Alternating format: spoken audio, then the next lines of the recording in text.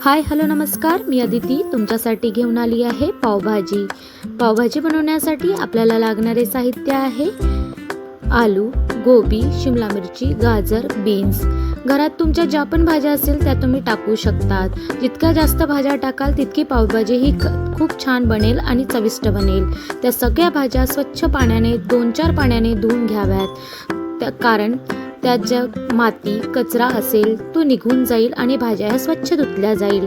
त्यानंतर आपल्याला फोडणीत घालण्यासाठी लागणारे साहित्य आहे कांदा, टमाटर, अद्रक, लसण, मिरची, कोथिंबीर याची पेस्ट। आपल्याला कुकरमध्ये 2 टेबलस्पून तेल टाकून त्यात जी पेस्ट केली होती ती टाकून आपल्याला परतून घ्यायची आहे।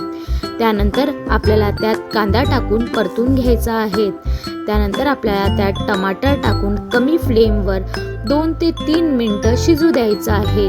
त्यानंतर आपल्याला त्यात काही मसाले टाकायचे आहेत। मसाले याप्रमाणे आहेत: 1 चम्मच तिखट, अर्धी चम्मच हळद, 1 चम्मच धने जिऱ्याचा कूट, 2 चम्मच पावभाजी मसाला। पावभाजी मसाला हा तुमच्या भाज्याच्या कन्सिस्टन्सीनुसार तुम्ही टाकू शकतात। जर भाज्या या जास्त असेल तर तुम्हाला 3 ते 4 चम्मच तुम्ही पावभाजी मसाला टाकावे। जर भाज्या कमी असेल 2 टाकलं तरी सफिशियंट असते। त्यानंतर तो पूर्ण एकजीव करून घ्या। एकजीव केल्यानंतर आपण ज्या भाज्या धुतल्या होत्या त्या भाज्या त्यात टाकून पूर्ण एकजीव करून घ्या आणि परतून घ्या। त्यानंतर त्या पूर्ण मसाला जो आहे त्या भाजीला लागल्यानंतर परतल्यानंतर आपल्याला त्यात अर्धा ग्लास पाणी हे टाकायचे आहेत।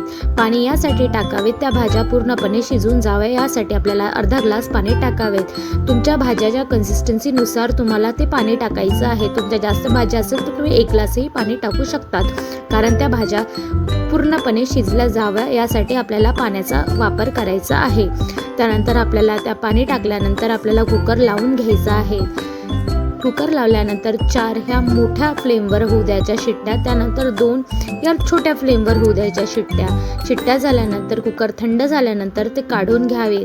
त्यानंतर त्या भाज्या शिजल्या हे बघून घ्यावं, शिजल्या नसेल तर तुम्ही पुन्हा 1-2 शिट्ट्या होऊ द्याव्यात।